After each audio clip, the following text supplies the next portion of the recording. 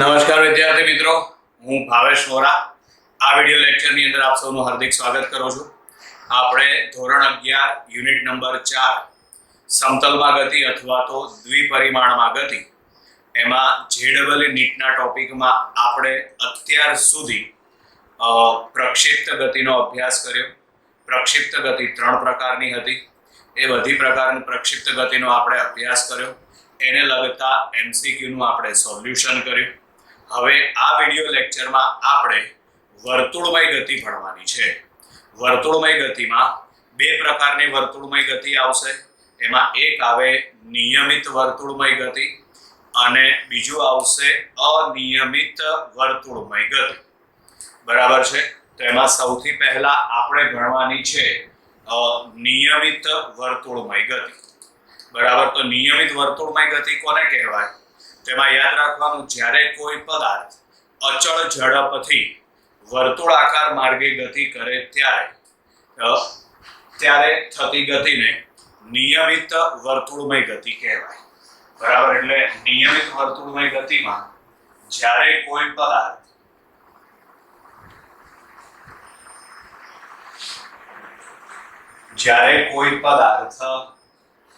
અચળ ઝડપથી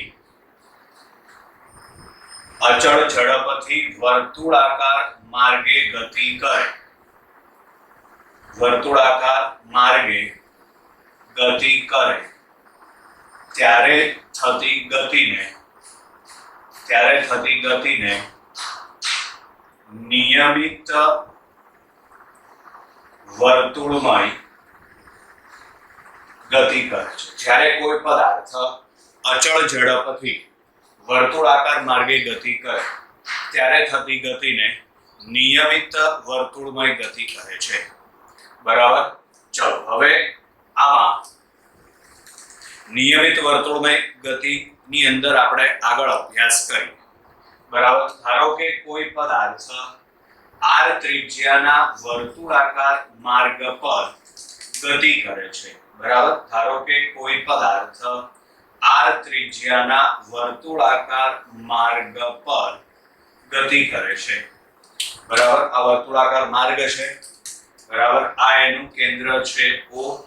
ધારો કે કણ પ્રારંભમાં અહીં આગળ છે P પાસે, થોડા સમય પછી તે Q પાસે પહોંચે છે. બરાબર, તો પ્રારંભમાં તેનો સ્થાન સદિશ છે r1 અને અંતિમ અવસ્થા માટે એનો સ્થાન સદિશ છે r2. આ બંને વચ્ચેનો ખૂણો ધારો કે થીટા માપનો છે. બરાબર, હવે આ પ્રારંભિક સ્થાન અને અંતિમ સ્થાન બંનેને એકબીજા સાથે આમ જોડી દઈએ તો આ જે જોડતો સદિશ છે, બરાબર, એ શું દર્શાવશે? તો એ દર્શાવશે એનું સ્થાનાંતર. એટલે આ દર્શાવશે ડેલ્ટા r સદિશ. બરાબર છે? નિયમિત વર્તુળમય ગતિ, આમ તો કીધું એ પ્રમાણે વર્તુળમય ગતિ કેટલા પ્રકારની થશે? બે પ્રકારની. એમાં એક આવે નિયમિત વર્તુળમય ગતિ અને બીજું આવશે અનિયમિત વર્તુળમય ગતિ. બરાબર, એમાં આપણે અત્યારે ભણવાની છે નિયમિત વર્તુળમય ગતિ. બરાબર, તો આ નિયમિત વર્તુળમય ગતિમાં જ્યારે કોઈ પદાર્થ અચળ ઝડપથી વર્તુળાકાર માર્ગે ગતિ કરે ત્યારે થતી ગતિને નિયમિત વર્તુળમય ગતિ કહે છે. આકૃતિમાં દર્શાવ્યા પ્રમાણે કોઈ કણ r ત્રિજ્યાના વર્તુળાકાર માર્ગ પર ભ્રમણ કરે છે. બરાબર છે? તો આ વખતે આ થતી ગતિને નિયમિત વર્તુળમય ગતિ કહેવાય. કણ પ્રારંભમાં કયા સ્થાને છે? P સ્થાને છે.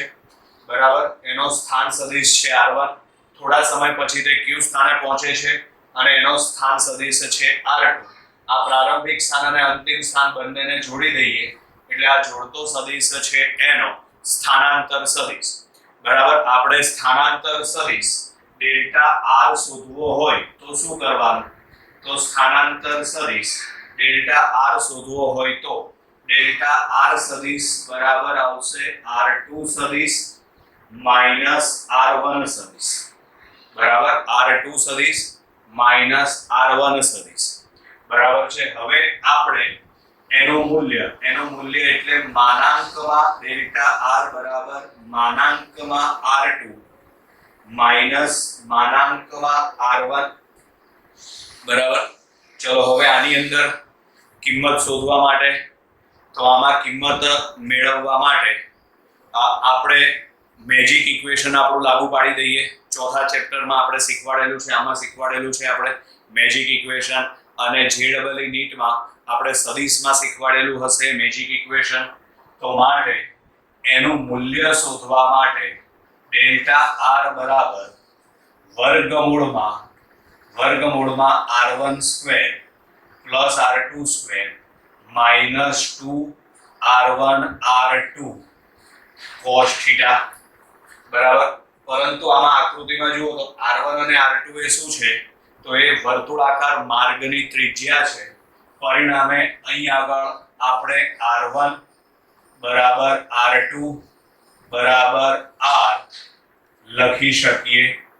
તો માટે ડેલ્ટા r બરાબર વર્ગમૂળમાં આવશે r square plus r square minus 2r square cos theta. ચલો r સ્ક્વેર વત્તા r સ્ક્વેર એટલે 2r સ્ક્વેર થશે. આમાં પણ 2r સ્ક્વેર કોમન નીકળી જશે.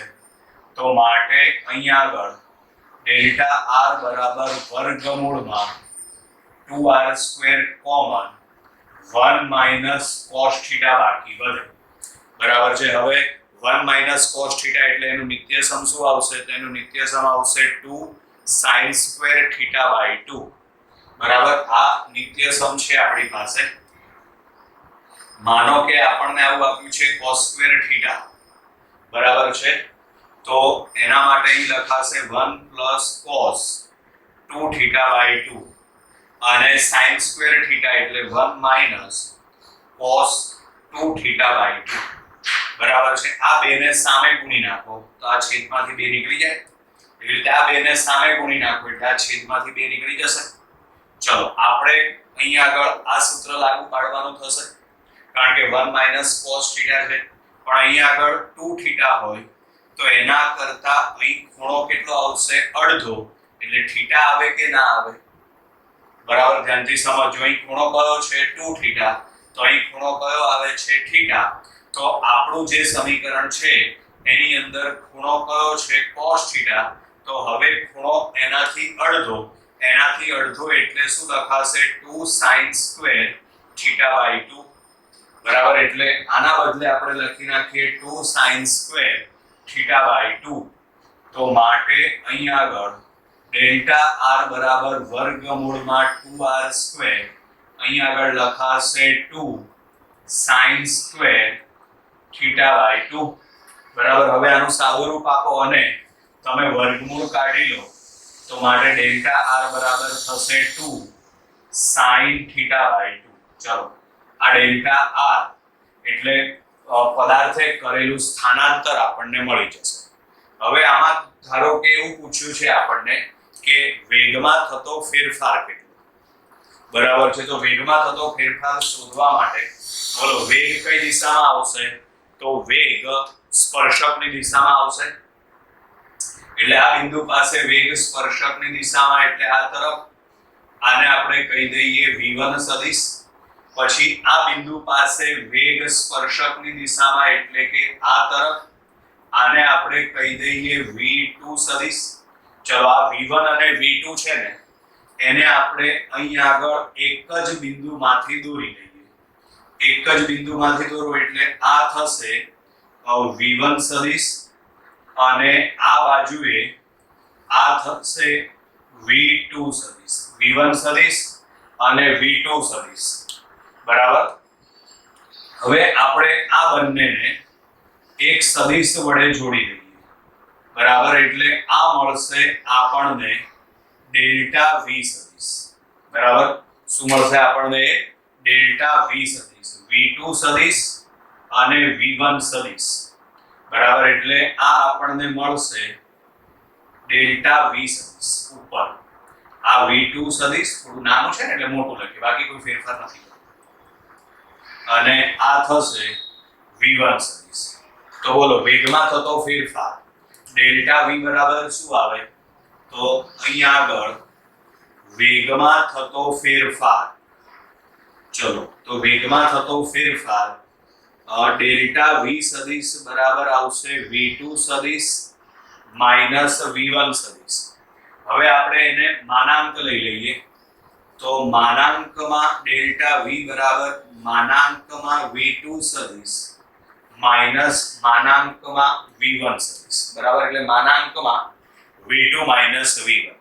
હવે આપણે એનું મૂલ્ય શોધી કાઢીએ તો એનું મૂલ્ય શોધવા માટે ડેલ્ટા v બરાબર આપણે મેજિક ઇક્વેશન લાગુ પાડી દઈએ, સેમ ટુ સેમ આ જ પ્રમાણે ગણતરી કરવાની છે. ચલો ડેલ્ટા v બરાબર અહીંયા આગળ આવશે v1 square plus v2 square minus 2v1 v2 cos theta. Theta એટલે આ બે વેગ વચ્ચેનો ખૂણો. આપણે નિયમિત વર્તુળમય ગતિ ભણીએ છીએ.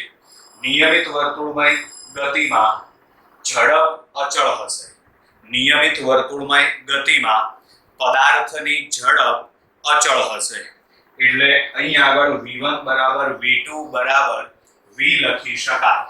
એટલે આમાં v1 બરાબર v2 બરાબર v લખી શકાય. આ કિંમત આપણે ઉપર મૂકી દઈએ તો માટે વેગમાં થતો ફેરફાર ડેલ્ટા v બરાબર અંડર રૂટમાં v square plus v square minus 2v square cos theta. તો માટે ડેલ્ટા v બરાબર આ v સ્ક્વેર વત્તા v સ્ક્વેર એટલે શું આવશે 2v સ્ક્વેર. આમાંથી 2v સ્ક્વેર કોમન નીકળે, 2v સ્ક્વેર કોમન નીકળે એટલે આ 2v square 1 minus cos theta. ચલો 1 માઇનસ cos થીટા નું તમે નિત્યસમ લખો, જે નિત્યસમ અહીં લખ્યું હતું ને એ જ નિત્યસમ આપણે અહીં લખવાનું છે બરાબર. તો એના પ્રમાણે આપણે સાદું રૂપ આપીએ તો ડેલ્ટા v બરાબર આપણને મળશે 2v sin square theta sin theta by 2 વર્ગમૂળ નીકળી જશે. અહીં આગળ આવશે 2r sin થીટા બાય 2. એટલે અહીં આગળ આવશે 2v sin થીટા બાય 2 બરાબર. હવે નિયમિત વર્તુળમય ગતિમાં આપણે એક નવો કોન્સેપ્ટ ભણવાનો છે. આ છે કોણીય સ્થાનાંતર. અત્યાર સુધી આપણે જે સ્થાનાંતર ભણ્યા છીએ ને એ એનું રેખીય સ્થાનાંતર હતું. હવે આપણે ભણવાનું છે એનું કોણીય સ્થાનાંતર. કોણીય સ્થાનાંતર એટલે કે પદાર્થ ખૂણાની દ્રષ્ટિએ કેટલો આગળ વધ્યો. કારણ કે વર્તુળમય ગતિ છે એટલે આપણે ખૂણાની દ્રષ્ટિએ પણ એનું વર્ણન કરી શકીએ. ધારો કે એવું કીધું હોય કે પદાર્થ એક સ્થાનથી બીજા સ્થાને જાય છે ત્યારે તે 90 ડિગ્રીનો ખૂણો બનાવે છે તો આપણને એનું સ્થાનાંતર મળી જાય. તો 90 ડિગ્રી એ શું કહેવાય? તો 90 ડિગ્રી છે ને એ એનું કોણીય સ્થાનાંતર કહેવાય બરાબર છે. એટલે આ વખતે આપણે કોણીય સ્થાનાંતરનો ઉપયોગ કરવાનો થશે. કોણીય સ્થાનાંતર ને થીટા વડે દર્શાવાય. કોણીય સ્થાનાંતર એટલે પદાર્થના કોણીય સ્થાનમાં થતા ફેરફારને કોણીય સ્થાનાંતર કહે છે બરાબર. આગળનો ટોપિક છે હવે કોણીય સ્થાનાંતર.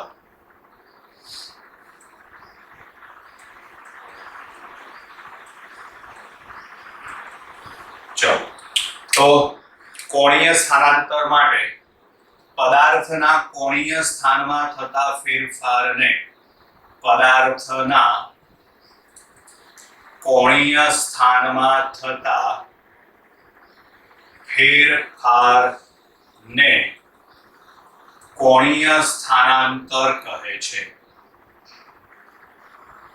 બરાબર. જેને થીટા વડે દર્શાવાય છે બરાબર. એનો એકમ કયો આવશે? તો એનો એકમ આવશે રેડિયન બરાબર. આ તો પછી તો બધાને આવડતું જ હોય, આની અંદર બહુ માથાકૂટ તો છે નહીં.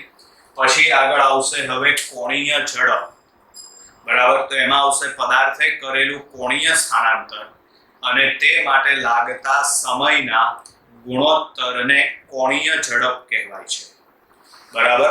કોણીય ઝડપ તો કોણીય ઝડપમાં આવશે પદાર્થે કરેલું સ્થાનાંતર, કોણીય સ્થાનાંતર અને તે માટે લાગતા સમયના ગુણોત્તરને કોણીય ઝડપ કહે છે.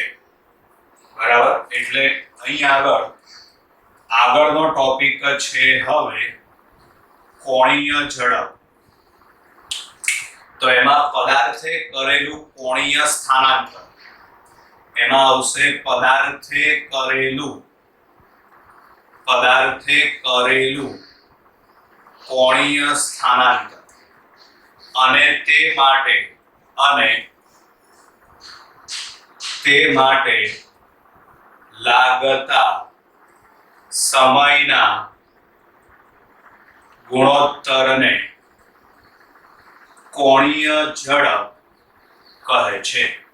એમાં સૌથી પહેલા આપણે અહીંયા આગળ સરેરાશ કોણીય ઝડપ, તો એના માટે આવશે કોણીય સ્થાનાંતર ભાગ્યા તે માટે લાગતો સમય. કોણીય ઝડપને ઓમેગા વડે દર્શાવાય, આ સરેરાશ. કોણીય સ્થાનાંતર એટલે ડેલ્ટા થીટા, તે માટે લાગતો સમય એટલે ડેલ્ટા ટી.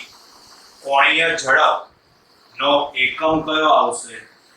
તો આના ઉપરથી ઉપર છે ડેલ્ટા થીટા. ડેલ્ટા થીટા એટલે કોણીય સ્થાનાંતર, એનો એકમ આવશે રેડિયન. છેદમાં ડેલ્ટા ટી એટલે એનો એકમ આવશે સેકન્ડ. બરાબર, પછી તત્કાલીન કોણીય ઝડપ આવે. આ સરેરાશ કોણીય ઝડપ છે.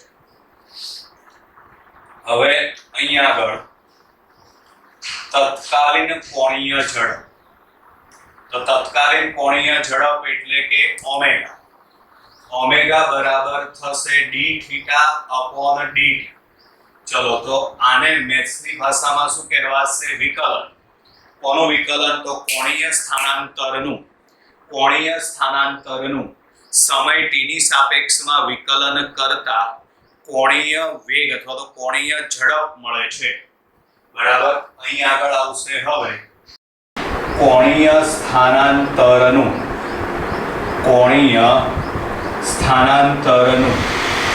સમય t ની સાપેક્ષમાં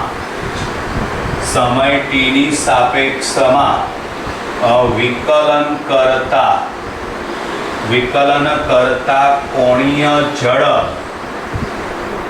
કોણીય ઝડપ મળે છે. કોણીય સ્થાનાંતરનું સમય t ની સાપેક્ષમાં વિકલન કરતા આપણને કોણીય ઝડપ મળે છે. આપણે આગળ ભણી ગયા છીએ સ્થાનાંતરનું વિકલન કરો તો શું મળે? વેગ.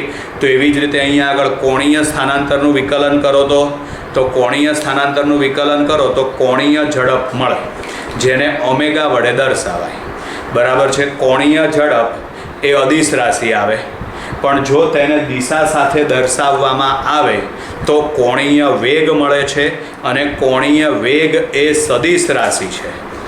બરાબર છે. કોણીય ઝડપ, આ યાદ રાખવાનું, કોણીય ઝડપ એ અદિશ રાશિ છે.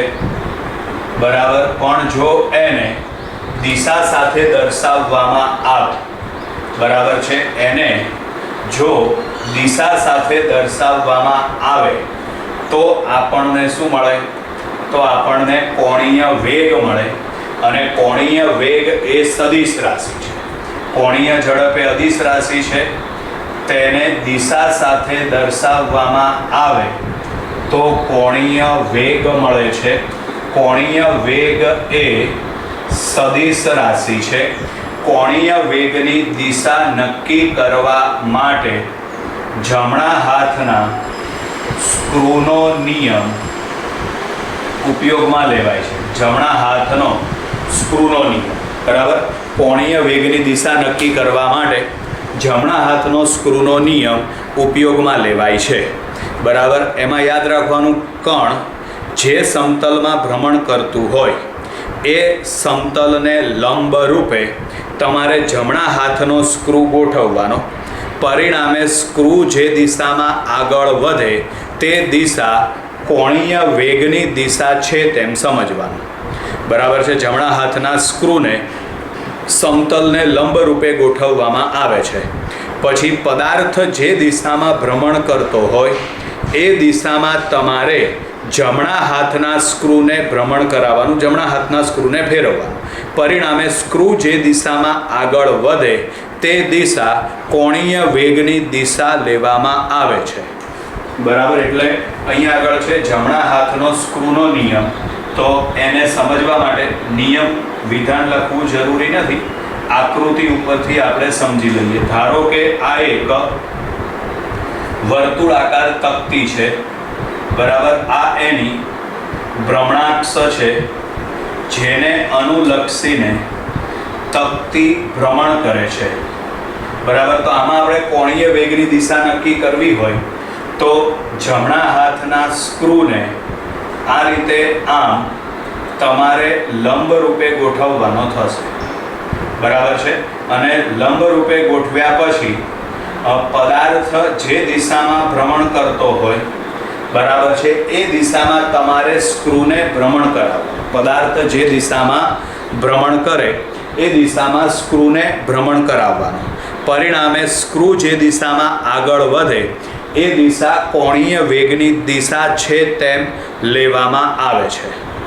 બરાબર વિદ્યાર્થી મિત્રો. એટલે આ આપણે કોણીય સ્થાનાંતર, કોણીય ઝડપ, કોણીય વેગ. બરાબર. હવે આગળ આવશે કોણીય પ્રવેગ. બરાબર. તો કોણીય પ્રવેગ કોને કહેવાય? થોડી ઓછી જગ્યા છે એટલે હું થોડું લિમિટમાં લખીશ. બરાબર છે. એટલે આ વિડીયોની અંદર આખો એક ટોપિક પૂરો થઈ જાય. કોણીય પ્રવેગ કોને કહેવાય? બરાબર. તેમાં આવશે કોણીય વેગમાં થતો ફેરફાર અને તે માટે લાગતા સમયના ગુણોત્તરને સરેરાશ કોણીય પ્રવેગ કહે છે. બરાબર. ત્રીજું ચોથું ચેપ્ટર જો વ્યવસ્થિત આવડતું હોય આગળ યુનિટ નંબર 3 અને યુનિટ નંબર 4માં, તો આમાં બહુ વાંધો નથી આવતો. બરાબર છે. કોણીય પ્રવેગ કોને કહેવાય? તેમાં યાદ રાખવાનું કોણીય વેગમાં થતો ફેરફાર અને તે માટે લાગતા સમયના ગુણોત્તરને સરેરાશ કોણીય પ્રવેગ કહે છે. બરાબર. એટલે આપણે અહીં આગળ સરેરાશ કોણીય પ્રવેગ લખીએ. અહીં આગળ સરેરાશ કોણીય પ્રવેગ.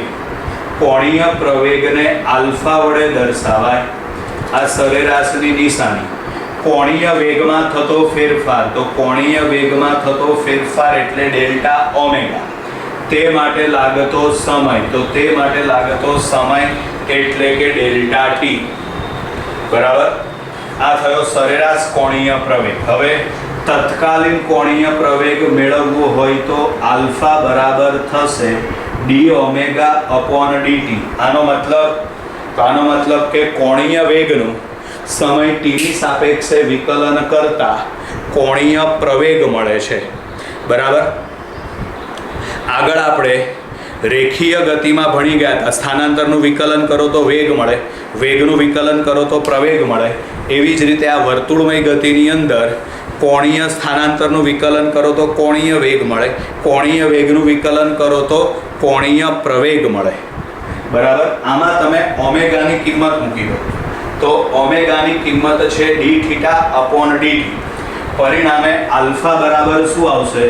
તો આલ્ફા બરાબર થશે D square theta upon DT square. બીજું, કોણીય પ્રવેગ એ સદિશ રાશિ છે.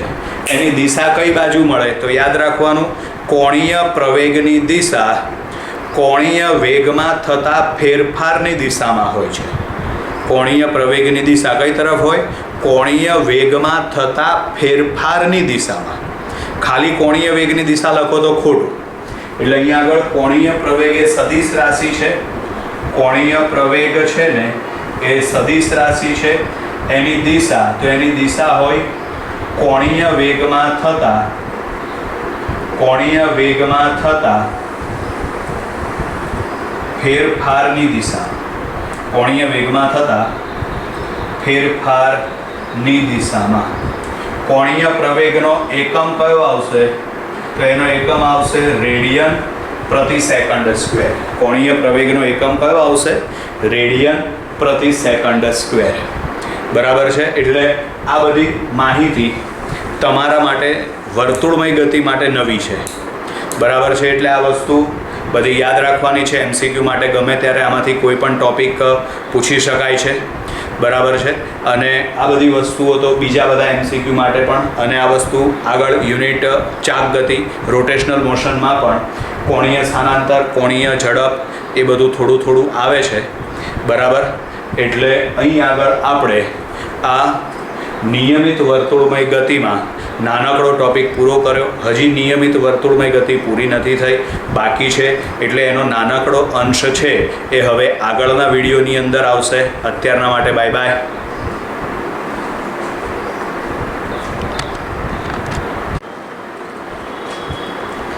નમસ્કાર વિદ્યાર્થી મિત્રો, હું ભાવેશ વોરા.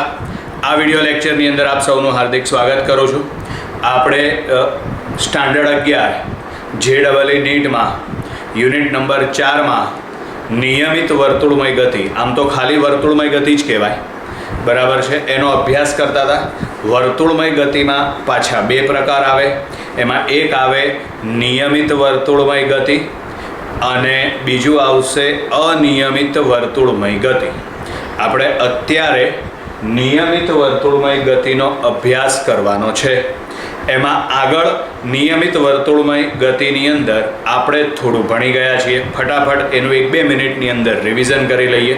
પહેલાં તો નિયમિત વર્તુળમય ગતિ કોને કહેવાય, એની વ્યાખ્યા શું આવશે. જો કોઈ પદાર્થ અથવા તો કણ અચળ ઝડપથી વર્તુળાકાર માર્ગે ગતિ કરે ત્યારે થતી ગતિને નિયમિત વર્તુળમય ગતિ કહે છે. આ નિયમિત વર્તુળમય ગતિમાં આપણે એનું સ્થાનાંતર શોધવા માટેનું સૂત્ર મેળવ્યું હતું, બરાબર છે. સ્થાનાંતર એટલે કે ડેલ્ટા આર. ડાયરેક્ટ સમીકરણ લખીએ છીએ. આ સમીકરણ આગળ આવી ગયું છે. ડેલ્ટા આર બરાબર આવશે 2r sin θ/2. પછી એવી જ રીતે વેગમાં થતો ફેરફાર ડેલ્ટા v બરાબર 2v sin θ/2. ત્યાર પછી આગળ એમાં ભણ્યા હતા આપણે કોણીય ઝડપ, બરાબર. એમાં સરેરાશ કોણીય ઝડપ, તો કોણીય સ્થાનાંતર ભાગ્યા તે માટે લાગતો સમય, એને કોણીય ઝડપ કહેવાય. એમાં સરેરાશ કોણીય ઝડપનું સૂત્ર, સરેરાશ કોણીય ઝડપ એને ઓમેગા વડે દર્શાવાય. એના માટેનું સૂત્ર આવશે ડેલ્ટા θ/ડેલ્ટા t, અથવા તો કોણીય ઝડપ ઓમેગા, કોણીય ઝડપ ઓમેગા કો, અથવા તો તત્કાલીન કોણીય ઝડપ ઓમેગા કો ચાલે. તો ઓમેગા બરાબર આવશે dθ/dt. એટલે આના ઉપરથી કહી શકાય કે કોણીય સ્થાનાંતરનું સમય tની સાપેક્ષે વિકલન કરતા કોણીય ઝડપ મળે છે. ચલો, ત્યાર પછી એમાં આપણે ભણ્યા હતા કોણીય સ્થાનાંતર એ અદિશ રાશિ છે, જ્યારે કોણીય ઝડપ એ સદિશ રાશિ છે. કોણીય ઝડપની દિશા માટે જમણા હાથના અંગૂઠાના નિયમનો ઉપયોગ કરવામાં આવે છે, અથવા તો જમણા હાથના સ્ક્રૂના નિયમનો ઉપયોગ કરવામાં આવે છે, બરાબર. સ્ક્રૂને સમતલને લંબરૂપે ગોઠવવાનો. પછી પદાર્થ અથવા તો કણ જે દિશામાં ભ્રમણ કરતો હોય, બરાબર, એ દિશામાં સ્ક્રૂને ફેરવવાનો. પરિણામે સ્ક્રૂ જે દિશામાં આગળ વધે એ દિશા કોણીય ઝડપની લેવામાં આવે છે. એના પછી આપણે આયા સરેરાશ કોણીય પ્રવેગ. સરેરાશ કોણીય પ્રવેગ, તો કોણીય પ્રવેગને આલ્ફા વડે દર્શાવાય. એટલે આ સરેરાશ કોણીય પ્રવેગ, સરેરાશ આલ્ફા બરાબર ડેલ્ટા ઓમેગા/ડેલ્ટા t. તત્કાલીન કોણીય પ્રવેગ આલ્ફા બરાબર dω/dt. એટલે આનો મતલબ કે કોણીય ઝડપનું સમય tની સાપેક્ષે વિકલન કરતા કોણીય પ્રવેગ મળે છે. ઓમેગાની કિંમત ઉપરથી અહીં મૂકી દઈએ આપણે. તો માટે આલ્ફા બરાબર d²θ/dt². એટલે આનો મતલબ કોણીય સ્થાનાંતરનું દ્વિતીય વિકલન કરતા કોણીય પ્રવેગ મળે છે. ધ્યાન રાખજો, વિકલનના પદમાં આ રીતે કોઈ પણ ઘાત આપેલી હોય, એ ઘાત એટલે વિકલનનો ક્રમ દર્શાવે છે. 2 ઘાત આપેલી છે એટલે 2 વખત વિકલન કરવાનું. 3 ઘાત આપેલી હોય તો 3 વખત વિકલન કરવાનું. ધ્યાન રાખજો, સમજજો ધ્યાનથી. તમને આવું આપેલું છે d² થીટા અપોન dt² અને d થીટા અપોન dt એનો વર્ગ. આ બંને પદ અલગ અલગ છે, બરાબર. આનો મતલબ એમ થાય કે થીટાનું t ની સાપેક્ષમાં વિકલન કરો, પછી જે જવાબ તમને મળે છે એનો તમારે વર્ગ કરવાનો. જ્યારે આ પદનો મતલબ એમ થાય કે થીટાનું તમારે t ની સાપેક્ષમાં 2 વખત વિકલન કરવાનું. આનો મતલબ આમ થાય. બંને વસ્તુ અલગ અલગ છે, બંને વસ્તુ એક નથી, બરાબર. એટલે જ્યારે પણ આ રીતે પદ આપેલું હોય આપણને વિકલનની અંદર, બરાબર છે, ત્યારે આ જેટલી પણ ઘાત આપેલી હોય એ ઘાત વિકલનનો ક્રમ દર્શાવે છે, બરાબર. પછી કોણીય પ્રવેગની દિશા કઈ તરફ? તો યાદ રાખવાનું, કોણીય પ્રવેગની દિશા કોણીય વેગમાં થતા ફેરફારની દિશામાં હોય છે. કોણીય પ્રવેગની દિશા કોણીય વેગમાં થતા ફેરફારની દિશામાં હોય છે, બરાબર. આટલે સુધી આપણે ભણ્યા હતા. હવે ત્યાર પછી આગળ ચલો, નિયમિત વર્તુળમય ગતિમાં હવે પ્રવેગ ભણવાનો છે આપણે, બરાબર. આ વખતે જે પ્રવેગ ઉત્પન્ન થશે એને કેન્દ્રગામી પ્રવેગ કહેવાશે, બરાબર. નિયમિત વર્તુળમય ગતિમાં ધ્યાન રાખજો, જે કોઈ પ્રવેગ ઉત્પન્ન થશે એને કેન્દ્રગામી પ્રવેગ કહેવાશે અથવા તો ત્રિજ્યાવર્તી પ્રવેગ કહેવાશે, બરાબર. એટલે આમાં જ આગળનો ટોપિક છે કેન્દ્રગામી પ્રવેગ. આગળનો ટોપિક છે આમાં હવે કેન્દ્રગામી પ્રવેગ, બરાબર. તો આપણે આગળ એવું ભણી ગયા છે પ્રવેગ કેટલી રીતે ઉત્પન્ન થાય. તો આપણે એવું ભણી ગયા છે વેગમાં ફેરફાર થાય ને ત્યારે પ્રવેગ ઉત્પન્ન થાય, બરાબર છે. પણ વેગ એ કઈ રાશિ છે? સદિશ રાશિ. વેગને દર્શાવવા માટે મૂલ્ય અને દિશા બંનેની જરૂર પડે છે.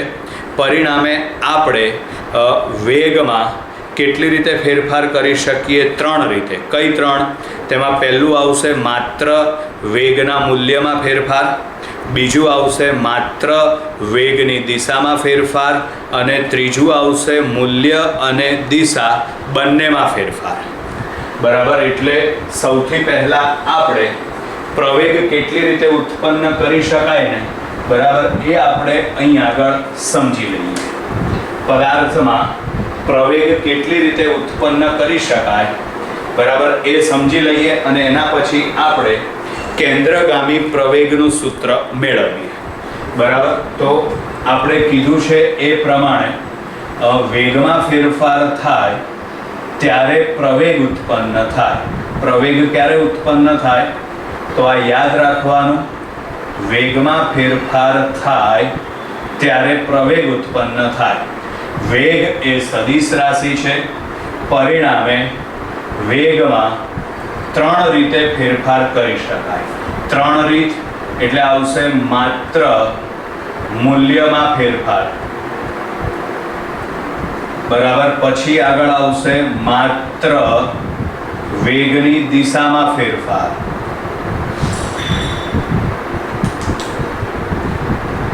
પછી ત્રીજું આવશે મૂલ્ય અને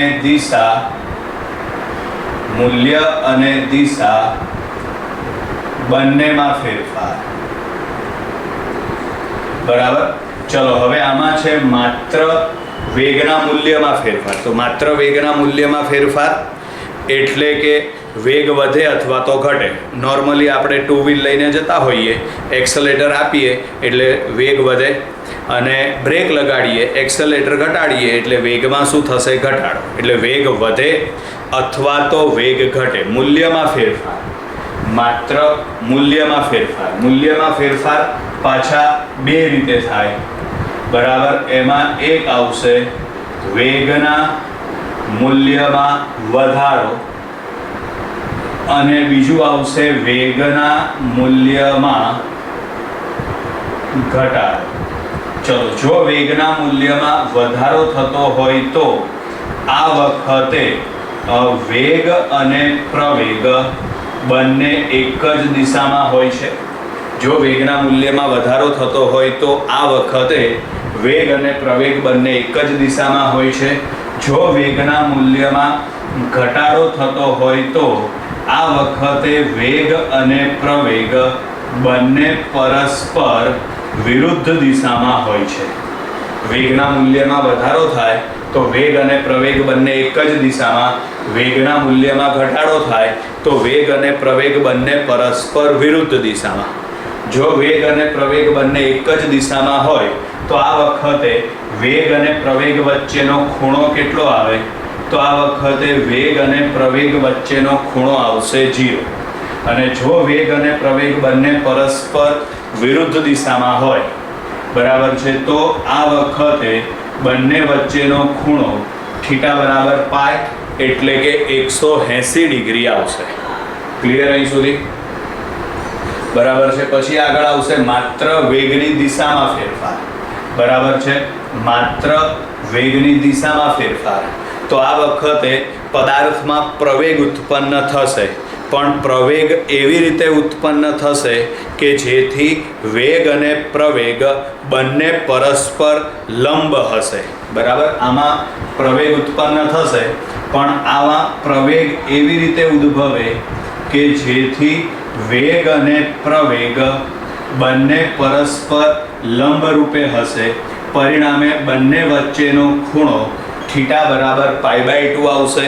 બરાબર છે. આમાં ઉદાહરણ તરીકે શું આવે? તો આમાં ઉદાહરણ તરીકે આવે નિયમિત વર્તુળમય ગતિ. બરાબર, આ વખતે નિયમિત વર્તુળમય ગતિ, આપણે નિયમિત વર્તુળમય ગતિ જ ભણવાની છે. બરાબર, એટલે સમજી લેવાનું કે આ કિસ્સામાં વેગ અને પ્રવેગ બંને પરસ્પર લંબ રૂપે હશે. જ્યારે વર્તુળમય ગતિ થતી હોય ત્યારે વેગ કઈ દિશામાં આવે? વિચારો, આપણે આગળ ભણી ગયા છીએ તો વેગ છે ને સ્પર્શકની દિશામાં આવે. તો સ્પર્શકને લંબ કોણ હોય? તો સ્પર્શકને લંબ ત્રિજ્યા હોય. ત્રિજ્યા અને સ્પર્શક બંને પરસ્પર લંબ હોય. આવું એક પ્રમેય તમારે 10મા ધોરણમાં ક્યાંક આવી ગયો હશે. સ્પર્શક અને વર્તુળની ત્રિજ્યા બંને પરસ્પર લંબ હોય. બરાબર, તેથી સ્પર્શકની દિશામાં વેગ હશે અને ત્રિજ્યાની દિશામાં પ્રવેગ હશે. પરિણામે આ પ્રવેગને ત્રિજ્યાવર્તી પ્રવેગ કહેવાય અથવા તો આ પ્રવેગને કેન્દ્રગામી પ્રવેગ કહેવાય. એ આપણે નિયમિત વર્તુળમય ગતિમાં જે ભણવાનું છે તે. બરાબર, એટલે અહીં આગળ નિયમિત વર્તુળમય ગતિમાં વેગ અને પ્રવેગ બંને પરસ્પર લંબ રૂપે હોય છે. બરાબર, હવે આગળ આવશે મૂલ્ય અને દિશા બંનેમાં ફેરફાર. જો મૂલ્ય અને દિશા બંનેમાં ફેરફાર થતો હોય તો આ વખતે વેગ અને પ્રવેગ વચ્ચેનો જે ખૂણો છે ને, વેગ અને પ્રવેગ વચ્ચેનો જે ખૂણો છે, બરાબર છે, એ આ 3 સિવાય કોઈ પણ હોઈ શકે. બરાબર છે. પરિણામે આ વખતે વેગનું મૂલ્ય બદલાય અને વેગની દિશા પણ બદલાય. આપણે અત્યારે આ 3માંથી માત્ર શેનો અભ્યાસ કરવાનો છે? તો આ 3માંથી આપણે માત્ર આનો અભ્યાસ કરવાનો છે. કારણ કે કઈ ગતિ છે? નિયમિત વર્તુળમય ગતિ. બરાબર, હવે આપણે આકૃતિ દોરીને આ નિયમિત વર્તુળમય ગતિ સમજીએ.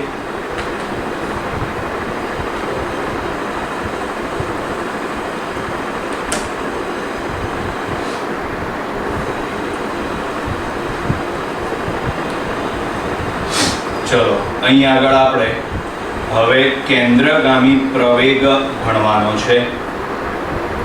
કેન્દ્રગામી પ્રવેગ. બરાબર, તો એને ભણવા માટે એની સાબિતી આવતી હોય છે, પણ આપણે સાબિતીની તો કોઈ જરૂરિયાત નથી, એટલે ડાયરેક્ટ આપણે કેન્દ્રગામી પ્રવેગનું સૂત્ર જ લખીશું. બરાબર, એટલે આ છે, ધારો કે r ત્રિજ્યાનો વર્તુળાકાર માર્ગ. કણ r ત્રિજ્યાના વર્તુળાકાર માર્ગ પર ભ્રમણ કરે છે. કોઈ કણ છે એ r ત્રિજ્યાના વર્તુળાકાર માર્ગ પર ભ્રમણ કરે છે. વર્તુળ થોડું વ્યવસ્થિત દોરીએ ને આપણે, પછી તો જેવું હોય એવું ચાલશે. હવે બરાબર છે. આ એનું કેન્દ્ર છે O. બરાબર, કણ પ્રારંભમાં P સ્થાને છે, થોડા સમયમાં તે ગતિ કરીને Q સ્થાને પહોંચે છે. બરાબર, તો અહીંયા આગળ આ વર્તુળાકાર માર્ગની ત્રિજ્યા r, આ પણ વર્તુળાકાર માર્ગની ત્રિજ્યા r. પણ જો આને આપણે સદિશ સ્વરૂપે દર્શાવીએ તો આ સદિશ r1, આને આપણે સદિશ સ્વરૂપે દર્શાવીએ તો સદિશ r2. અહીં આગળનો જે આ ખૂણો છે ને, બરાબર, આ ખૂણો આપણે લઈ લઈએ થીટામાં ખૂણો, ડેલ્ટા થીટા લો તોય ચાલે, બરાબર છે. વેગ કઈ દિશામાં? તો વેગ આ રીતે આમ, સ્પર્શકની દિશામાં v1.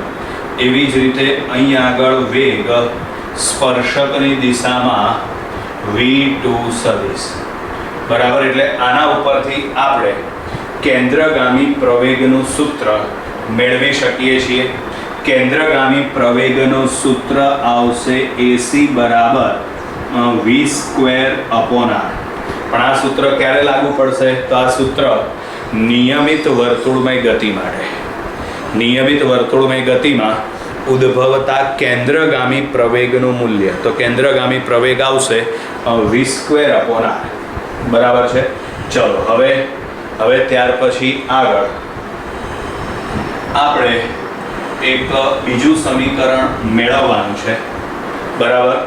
એના માટે સરેરાશ કોણીય ઝડપ, તો સરેરાશ કોણીય ઝડપ બરાબર કોણીય સ્થાનાંતર ભાગ્યા તે માટે લાગતો સમય. ચલો, સરેરાશ કોણીય ઝડપ એટલે આ ઓમેગા થઈ જશે, બરાબર છે. હવે કોણીય સ્થાનાંતર અહીંયા થીટા લખ્યું હતું ને, એના બદલે હું ડેલ્ટા થીટા લખું છું. ચલો, અને P થી Q સુધી જવા માટેનો સમય, તો P થી Q સુધી જવા માટેનો સમય છે ડેલ્ટા થીટા. તો અહીંયા આગળ આવશે ડેલ્ટા થીટા, સોરી, P થી Q સુધી જવા માટેનો સમય છે ડેલ્ટા t. તો અહીંયા આગળ સમય આવશે ડેલ્ટા t. ચલો, હવે આપણે ડેલ્ટા થીટા મેળવવું હોય તો ડેલ્ટા થીટા મેળવવા માટે ચાપ બરાબર શું લખાશે? ખૂણો ગુણ્યા ત્રિજ્યા. તો ખૂણો બરાબર શું લખાય? તો ખૂણો બરાબર લખાશે ચાપ ગુણ્યા ત્રિજ્યા, બરાબર. આપણી પાસે આ સમીકરણ છે ચાપ બરાબર ખૂણો ગુણ્યા ત્રિજ્યા. તો આપણે ખાલી ડેલ્ટા થીટાનું સૂત્ર મેળવવું હોય તો, બરાબર છે, ડેલ્ટા થીટા એટલે કે ખૂણો મેળવવો હોય તો આ ત્રિજ્યા ક્યાં જશે? છેદમાં, એટલે ખૂણો બરાબર ચાપ ભાગ્યા ત્રિજ્યા. એટલે ખૂણો એટલે ડેલ્ટા થીટા બરાબર, અહીં ચાપ કઈ આવશે? તો ચાપ આવશે PQ, બરાબર. છેદમાં શું આવશે? તો છેદમાં આવશે ત્રિજ્યા એટલે કે r, બરાબર છે. આ કિંમત તમે ઉપર મૂકી દો તો માટે અહીં આગળ આવશે સરેરાશ ઓમેગા બરાબર, ચલો, ડેલ્ટા થીટાના બદલે આ આવશે ચાપ PQ, છેદમાં આવશે ડેલ્ટા t ઇન્ટુ શું આવશે? r, બરાબર. હવે અહીં આગળ સમજો તમે, બરાબર. ચાપ PQ એટલે કપાતું અંતર છે, છેદમાં ડેલ્ટા t એટલે તે માટે લાગતો સમય છે. તો અંતર ભાગ્યા સમય એટલે સરેરાશ ઝડપ થઈ જશે, બરાબર.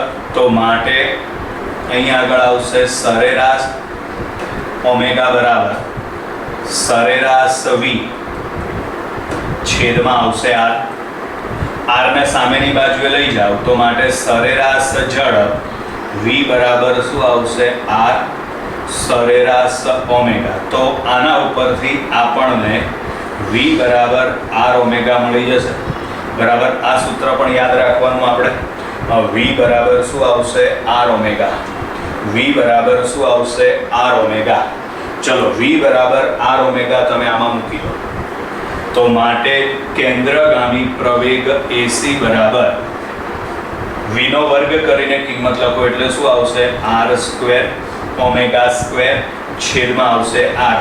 r ઉડાડી દો તો માટે AC બરાબર આવશે r ઓમેગા સ્ક્વેર. કેન્દ્રગામી પ્રવેગ શોધવાનું બીજું સૂત્ર, બરાબર છે. ચલો, હવે ત્યાર પછી આગળ ઓમેગાનું એક આ સૂત્ર પણ યાદ રાખજો, બરાબર. આ સૂત્ર છે ને મોસ્ટ IMP છે. આપણે આ કોણીય ઝડપ બરાબર કોણીય સ્થાનાંતર ભાગ્યા સમય લખીએ છીએ. હવે આપણે વર્તુળમય ગતિમાં બરાબર છે એક ભ્રમણ માટે ગણતરી કરીએ. એક ભ્રમણ પૂરું થાય ત્યારે થતું કોણીય સ્થાનાંતર કેટલું? તો ત્યારે થતું કોણીય સ્થાનાંતર આવશે 360 ડિગ્રી એટલે કે 2π રેડિયન. અને એક ભ્રમણ પૂરું કરવા માટે લાગતો સમય એને આવર્તકાળ ટી કહેવાય. આપણે એક ભ્રમણ માટે ગણતરી કરીએ. આ યાદ રાખવાનું, એક ભ્રમણ માટે. ચલો, તો એક ભ્રમણ માટે એનું કોણીય સ્થાનાંતર એટલે ડેલ્ટા થીટા બરાબર 2π રેડિયન એટલે કે 360 ડિગ્રી આવે. અને તે માટે લાગતો સમય એટલે ટી આવર્તકાળ આવે.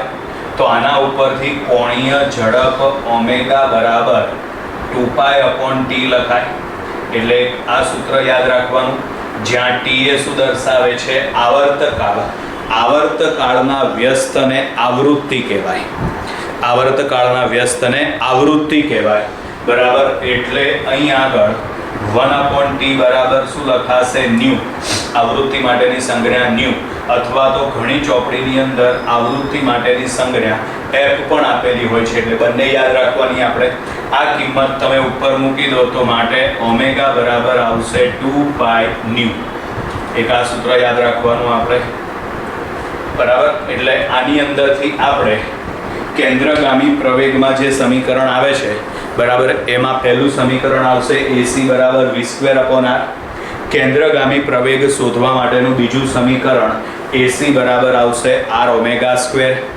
ઓમેગા માટેનું સૂત્ર તો ઓમેગા બરાબર ડેલ્ટા થીટા/ડેલ્ટા t બરાબર.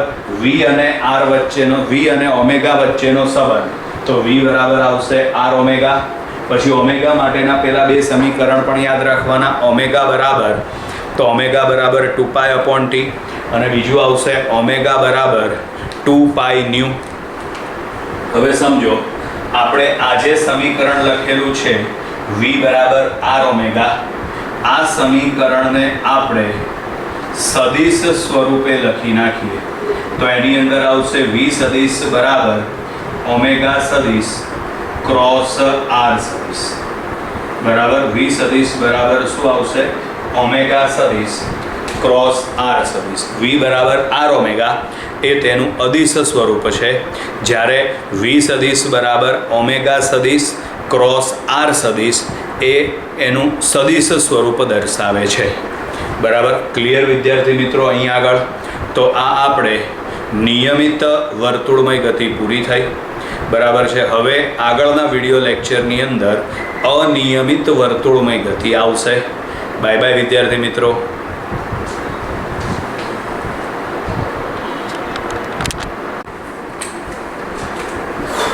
નમસ્કાર વિદ્યાર્થી મિત્રો.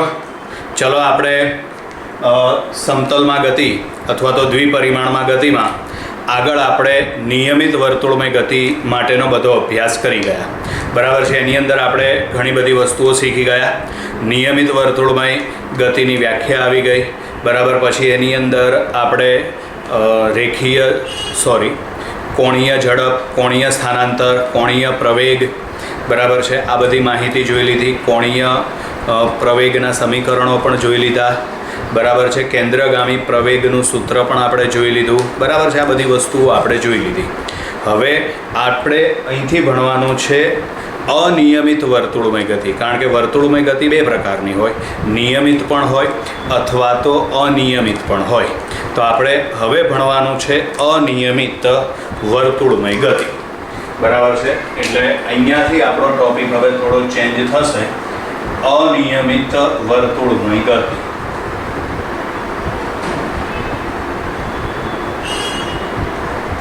બરાબર.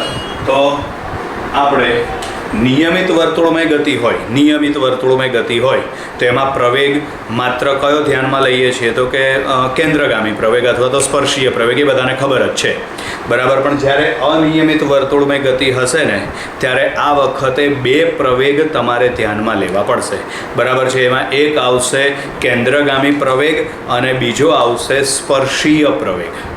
બરાબર છે. અને પછી એ બંનેનું તમારે પરિણામી પ્રવેગ શોધવાનો થાય. કઈ રીતે એ આપણે હવે સમજીએ છીએ. બરાબર, આપણે આગળના વિડીયોની અંદર છેલ્લે એક સમીકરણ મેં તમને કીધું હતું. બરાબર છે, રેખીય વેગ અને કોણીય વેગ વચ્ચેનો સદિશ સંબંધ. તો રેખીય વેગ અને કોણીય વેગ વચ્ચેનો સદિશ સંબંધ થશે v સદિશ બરાબર ઓમેગા સદિશ ક્રોસ r સદિશ. બરાબર, v સદિશ બરાબર ઓમેગા સદિશ ક્રોસ r સદિશ. ચલો આ સમીકરણનું આપણે સમય t ની સાપેક્ષમાં વિકલન કરી નાખીએ. બરાબર, એટલે અહીંયા આગળ આવશે હવે સમીકરણનું સમય t ની સાપેક્ષમાં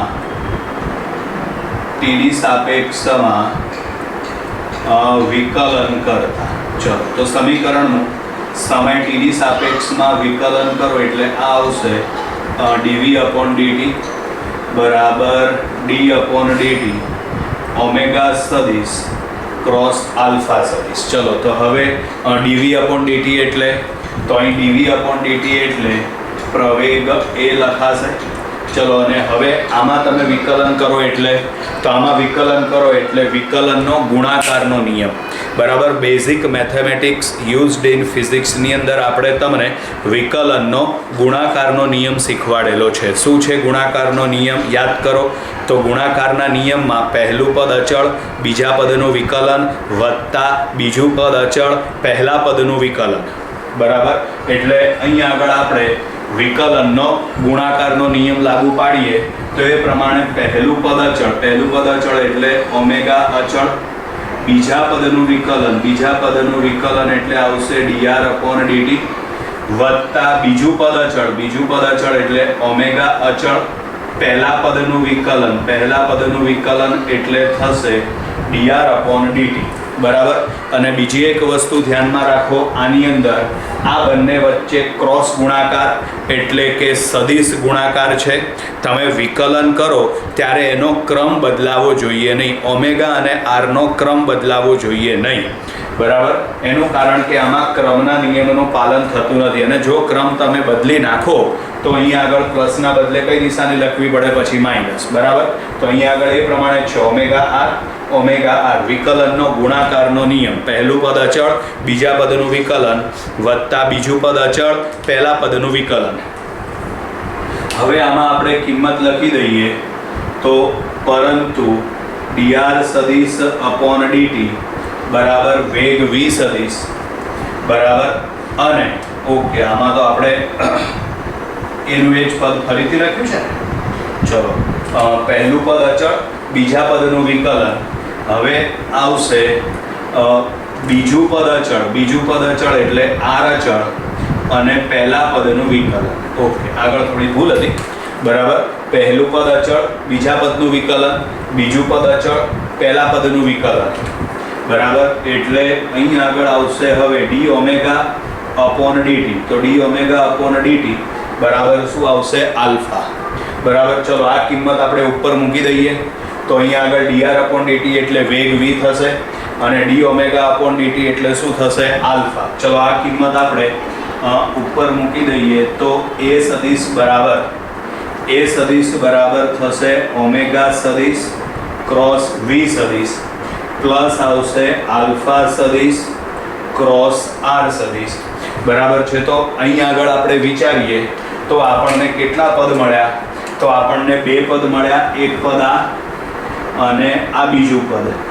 બરાબર, આપણને બે પદ મળ્યા, એમાંનું પહેલું પદ છે ઓમેગા ક્રોસ v અને બીજું પદ છે આલ્ફા ક્રોસ r. એટલે આના ઉપરથી એવું કહી શકાય કે રેખીય પ્રવેગના કેટલા ઘટકો પડે છે? બે ઘટકો. બરાબર, એટલે અહીં આગળ કહી શકાય કે રેખીય પ્રવેગના બે ઘટક પડે છે. બરાબર, એમાં પહેલો ઘટક છે ઓમેગા ક્રોસ v. બરાબર, પહેલો ઘટક છે ઓમેગા ક્રોસ v. બરાબર, જો આની દિશા જમણા હાથના સ્ક્રૂના નિયમ પ્રમાણે મેળવવામાં આવે તો તે કેન્દ્ર તરફ માલુમ પડે છે. પરિણામે તેને રેખીય પ્રવેગનો કેન્દ્રગામી ઘટક અથવા તો ત્રિજ્યાવર્તી ઘટક કહે છે. ઓમેગા ક્રોસ v છે ને આને કેન્દ્રગામી ઘટક, પ્રવેગનો કેન્દ્રગામી ઘટક અથવા તો ત્રિજ્યાવર્તી ઘટક કહે છે. બરાબર, ત્રિજ્યાવર્તી ઘટક કહે છે, જેને AR વડે દર્શાવાય.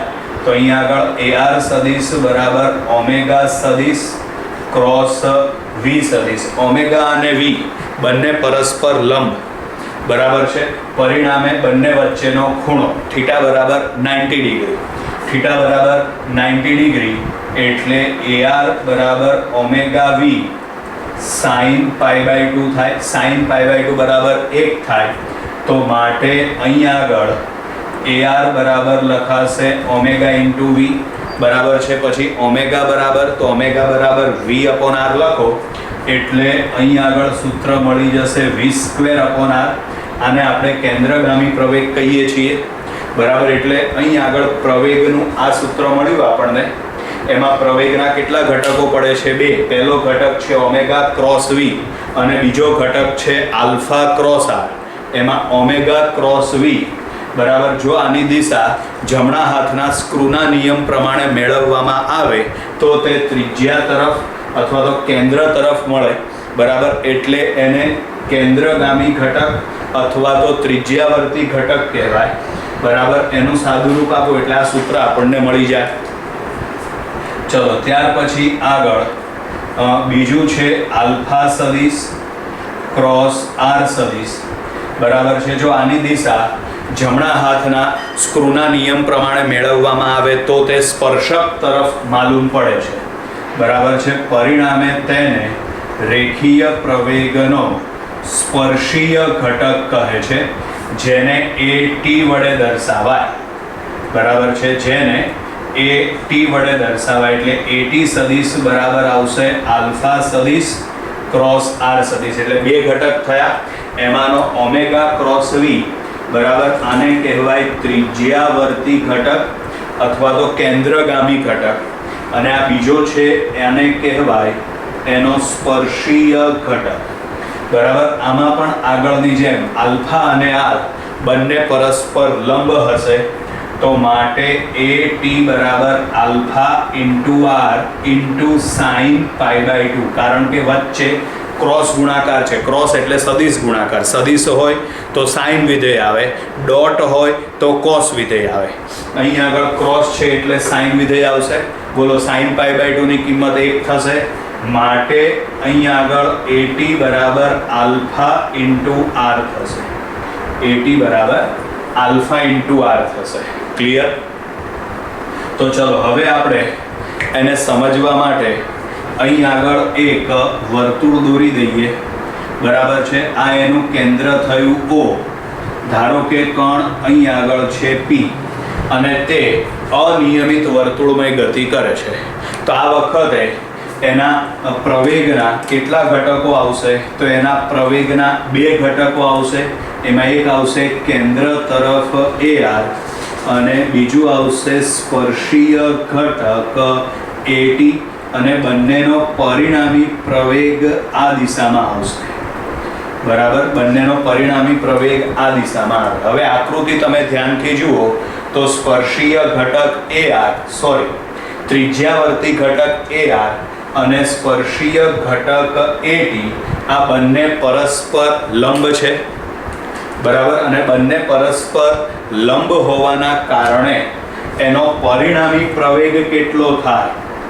તો એનો પરિણામી પ્રવેગ A બરાબર under રૂટમાં Pythagoras AR² plus AT². તો માટે A બરાબર અંડર રૂટમાં, ચલો AR એનો વર્ગ કરો એટલે ઓમેગા² V² થશે. AR એનો વર્ગ કરો એટલે ઓમેગા² V² થશે, પ્લસ AT નો વર્ગ કરો એટલે અહીં આગળ આવશે આલ્ફા² R² થશે, બરાબર છે. હવે માનો કે જો નિયમિત વર્તુળમય ગતિ હોય ને, નિયમિત, તો એમાં આલ્ફા બરાબર 0 આવે, કારણ કે એમાં કોણીય પ્રવેગ ઉદ્ભવે નહીં. એટલે આલ્ફા બરાબર 0 એટલે આ બધું 0 થઈ જાય. એટલે ખાલી આ એક જ સૂત્ર મળે ને આપણે આ એક જ ભણ્યા છીએ આગળ, બરાબર. પણ અનિયમિત વર્તુળમય ગતિ હોય એટલે તમારે બંને ઘટક ધ્યાનમાં લેવાના થાય, બરાબર. પછી આમાં તમને બળ પણ પૂછી શકાય, બરાબર છે. તો બળ શોધવાનું હોય તો એના માટેનું સૂત્ર, તો બળ F બરાબર, તો સૂત્ર આવશે ma. તો માટે F બરાબર m, એના બદલે અંડર રૂટમાં ઓમેગા સ્ક્વેર વી સ્ક્વેર પ્લસ આવશે આલ્ફા સ્ક્વેર આર સ્ક્વેર. આ એનું બળનું સૂત્ર થઈ ગયું. માનો કે નિયમિત વર્તુળમય ગતિ હોય અને એમાં જો આપણે બળ લખવું હોય તો નિયમિત વર્તુળમય ગતિ, બરાબર, નિયમિત વર્તુળમય ગતિમાં જો આપણે બળનું સૂત્ર લખવું હોય તો એમાં માત્ર કયો ઘટક ધ્યાનમાં લેવાનો? આપણે ત્રિજ્યાવર્તી ઘટક. એટલે એમાં બળ F નું સૂત્ર આવશે m ઇન્ટુ AR. તો માટે બળ F બરાબર mv સ્ક્વેર અપોન r. આને કેન્દ્રગામી બળ કહેવાય. કયું બળ કહેવાય? આને કેન્દ્રગામી બળ. બરાબર. કેન્દ્રગામી બળ છે ને એ ઘણી બધી જગ્યાએ આપણે ઉપયોગી છે. જેમ કે સૂર્યની આસપાસ પૃથ્વી ભ્રમણ કરે છે તો પૃથ્વી ઉપર કેન્દ્રગામી બળ લાગે છે, સૂર્ય તરફ બળ લાગે, બરાબર છે. અને આ બળ કોણ પૂરું પાડે? તો કે ગુરુત્વાકર્ષણ બળ. એવી જ રીતે ન્યુક્લિયસની આજુબાજુ ઇલેક્ટ્રોન ભ્રમણ કરે છે, બરાબર. તો ઇલેક્ટ્રોન ઉપર કેન્દ્રગામી બળ લાગે. આ બળ કોણ પૂરું પાડશે? તો કે વિદ્યુત બળ, બરાબર છે. એટલે આ રીતે પછી આગળ આપણે આમાં જ 11મા ધોરણમાં ઘર્ષણવાળો ટોપિક છે, એની અંદર પણ કેન્દ્રગામી બળનો ઉલ્લેખ આવશે, બરાબર છે. એટલે અલગ અલગ કિસ્સાની અંદર કેન્દ્રગામી બળ અલગ અલગ બળ પૂરું પાડે. જેમ કે 2 ઉદાહરણ જોયા, એમાં એકમાં ગુરુત્વાકર્ષણ બળ કેન્દ્રગામી બળ પૂરું પાડે છે અને બીજું કુલંબ બળ એ અથવા તો વિદ્યુત બળ એ કેન્દ્રગામી બળ પૂરું પાડે છે, બરાબર વિદ્યાર્થી મિત્રો. એટલે આ તમારે થઈ નિયમિત વર્તુળમય ગતિ અને અનિયમિત વર્તુળમય ગતિ. હજી વર્તુળમય ગતિનો ટોપિક પૂરો થતો નથી. હજી આગળ 2 ટોપિક બાકી છે, બરાબર. એમાંનો એક ટોપિક છે સમક્ષિતિજ સમતલ. સમક્ષિતિજ સમતલ એટલે આડું સમતલ. સમક્ષિતિજ સમતલમાં વર્તુળમય ગતિ અને બીજું આવશે ઉધ્વ સમતલમાં વર્તુળમય ગતિ, બરાબર વિદ્યાર્થી મિત્રો. તો અહીં આગળ આપણે આ વર્તુળમય ગતિમાં નિયમિત વર્તુળમય ગતિ અને અનિયમિત વર્તુળમય ગતિનો ટોપિક પૂરો કરીએ છીએ. Bye bye.